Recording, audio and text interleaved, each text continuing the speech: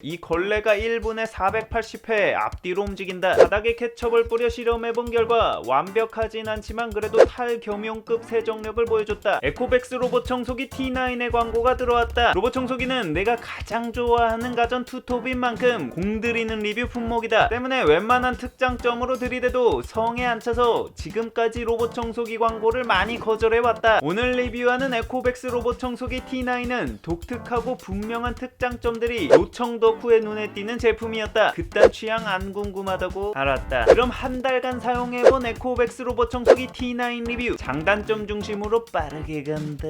장점, 빡빡이 물청소. 개인적으로 가장 독보적인 T9만의 기능이라고 뽑고 싶은 점이 바로 이 물걸레 기능이다. 내 리뷰 봐왔던 사람들이라면 물걸레 겸용 로봇 청소기들의 걸레 기능에 대한 불신을 다들 알고 있을 거다. 그저 스치는 수준의 걸레 기능 때문에 겸용 모델들의 걸레질에 만족한 적이 전혀 없었다. 근데 이 T9은 다르다. 이미 전 모델인 T8이 로청 매니아들 사이에서 꾸준한 추천이 있었던 이유도 바로 이 T9에 달려있는 빡빡이 걸레 때문이다. 와우 친구들, 빡빡이 청소기 이게 아닌가? 아무튼 이거 탈모가 있어서 이런 별명이 있는 건 아니고 걸레가 모터에 의해 앞뒤로 진동하며 바닥을 빡빡 닦아줘서 그렇다. 장명 센스는 그지 같은데 입에 착착 감기긴 한다. 아무튼 이거 세정력이 정말 물건이다. 물걸레 전용 로봇 청소기에 근접한 수준으로 바닥을 닦아준다. 바닥에 케첩을 뿌려 실험해본 결과 완벽하진 않지만 그래도 탈겸용급 세정력을 보여줬다. T9이 세정력이 좋을 수밖에 없는 게 이 걸레가 1분에 480회 앞뒤로 움직인다. 말이 480회지 1초 만에 8번 움직인다는 거다. 세정력이 좋을 수밖에 없지. 물걸레 청소를 해야 속이 시원한 반도의 전투형 백이민족이 가지고 있는 또 하나의 초감각.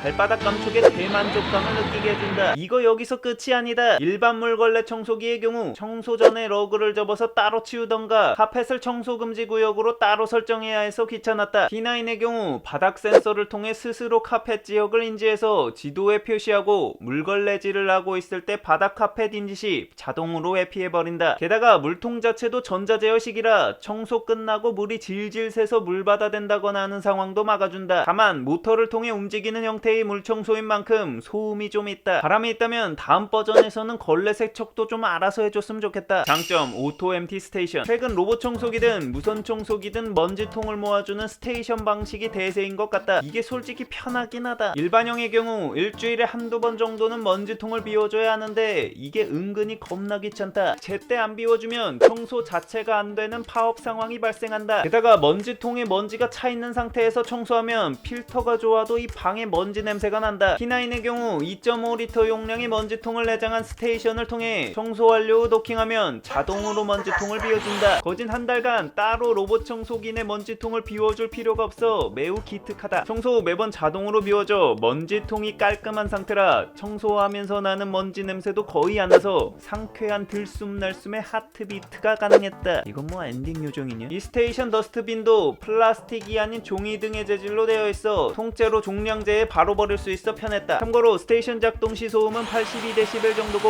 약 25초간 작동되었다. 장점, 센서. 이거 센서 이름도 어렵게 써놓고 마케팅도 디도프 센서로 엄청 밀고 있어서 기존 LDS 센서를 뛰어넘는 획기적인 새로운 차원의 센서처럼 느껴지는데 사실 T9의 이 디도프 센서도 LDS 센서의 한 종류다. 뭐 방식이 좀 다를 뿐 인식거리 등이 향상된 LDS라고 생각하면 된다. 아무튼 그런 머리 아픈 원리는 됐고 우리가 알고 싶은 건 그래서 뭐가 좋은 건데니까. 메인 센서 차이가 만들어내는 가장 큰 차이는 집 구조 매핑 및 이를 바탕으로 한 최적화된 청소 알고리즘이다. 그리고 이 부분을 가장 직관적으로 할 수 있는 수치가 바로 청소 시간이다. 근데 여러 번 실험해보니 타 LDS 청소기 대비 드라마틱한 차이가 느껴지진 않았다. 물론 좋은 센서이긴 하지만 타 LDS 대비 1, 2분 정도 빠르거나 비슷한 수준이었다. 오히려 청소 동선은 살짝 난잡한 느낌이 좀 있다. 최근 LDS 센서급 이상이 되는 로청들은 청소 알고리즘 최적화 및 고도화가 이루어진 상태다. 그래서인지 로봇 청소기를 여러 개 쓰면서 느낀 점은 극단적으로 집 크기가 크지 않은 이상 비슷한 등급의 기종의 경우 청소 시간의 유의미한 차이를 느끼기 힘들었다는 거였다. 사실 사용해보니 T9에서 주목해야 할 센서는 메인 센서인 디도프보다는 전면의 3D 센서였다. 개인적으로 한따까리 한다는 청소기들을 직구까지 해가며 사용해봤다. 이번이 5번째 로봇 청소기인 만큼 폭 폭넓은 데이터를 가지고 있다고 생각한다. 이런 경험치에서 나오는 짬바로 최근 로봇 청소기들의 발전 등급을 나눠보자면 귀공 피셜 3단계로 나눌 수 있었다. 1세대급의 경우 LDS 센서가 달려있지 않고 문턱 넘기 기능들이 약한 대신 30만원대 이하의 저렴한 가격대가 장점이다. 2세대급은 상향 표준화된 로봇 청소기 모델들로 LDS 센서 탑재 및 2cm 문턱 넘기 기능을 가진 40만원 이상 가격대의 로봇 청소기들이다. 그리고 최근 프리미엄급으로 나오고 있는 3세대 로봇 청소기들의 경우 LDS로 탐지하기 힘든 물체를 인식하여 회피할 수 있는 전방 인식 센서가 탑재되어 있는 로봇 청소기들이라고 볼 수 있다. 한마디로 시력이 좋아졌다고 해야 될까? 이처럼 눈깔대전으로 치닫고 있는 이 프리미엄급 로봇 청소기 시장에서 에코백스 T9의 경우 전면 3D 트루 디텍트 센서로 최강급 회피력을 보여줬다. 이 같은 회피력을 피부로 느낄 수 있는 상황이 두 가지 있었다. 첫 번째로 전선 회피다. 가장 많이 로봇 청소기가 멈추는 상황이 바로 이 전선을 야무지게 드시는 경우다. T9의 경우 100% 모두 회피까지는 아니라 맹신하면 안 되지만 어느 정도 전선을 인지하고 회피할 수 있는 인식력을 가졌다. 두 번째로 이게 진짜 좋았는데 바로 빨래 건조대 회피다. 이거 로봇 청소기 유저라면 진심 한 번쯤은 빨래 건조대 때문에 승질 뻗치는 경험 해봤을 거다. 이 빨래대에는 무슨 스텔스 도료라도 발랐는지 인식률이 아무리 좋은 로봇 청소기라도 기어이 다리 위로 기어 올라가서 멈춰버리는 상황이 발생했다. 근데 T9의 경우 이 빨래대를 인식하여 회피한다. 와, 처음 빨래대 피할 때 진심 좀 감동했다. 전에 이야기했던 올라가서 멈춰버리는 우라통 터지는 의자다리 같은 것도 T9은 자체적으로 회피한다. 이게 3D 센서의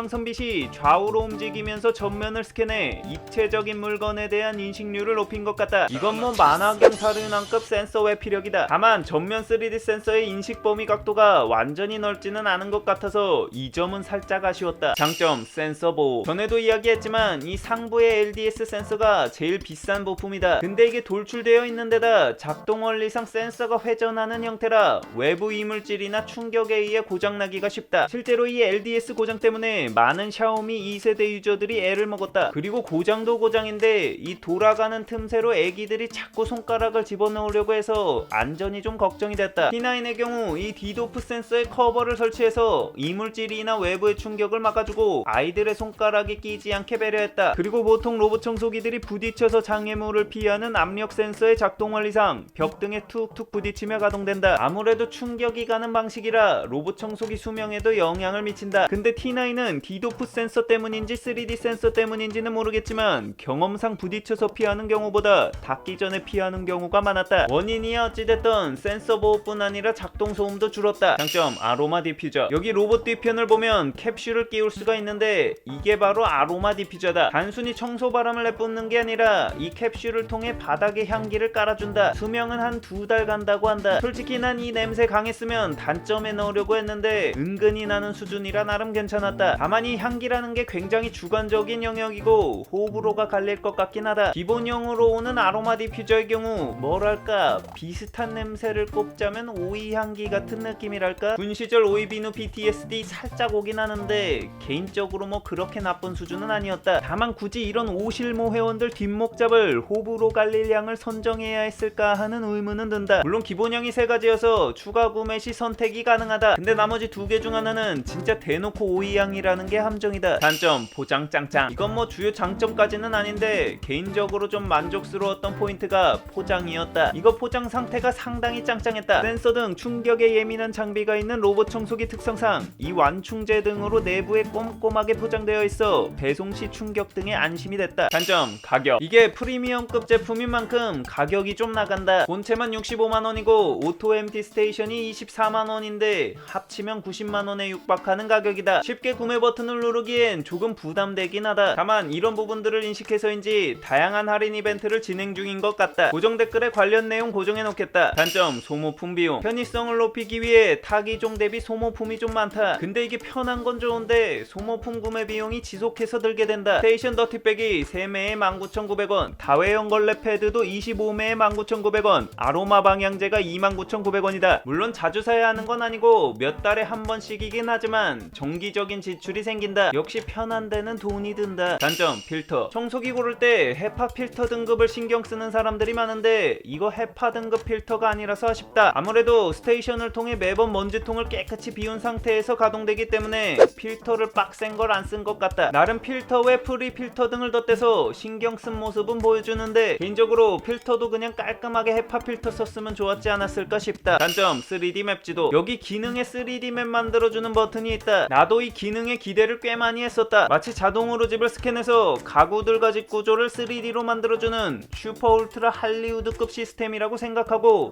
기대에 가득 차 버튼을 눌렀다. 진심 인트로도 겁나 화려해서 난 뭐 거의 자비스 강림했구나 라고 생각하고 최종 확인 버튼 눌렀는데 이거 자동으로 가구 스캔 같은 건 안되고 수동으로 가구 등을 맵에다 알아서 놔야 하는 시스템이다.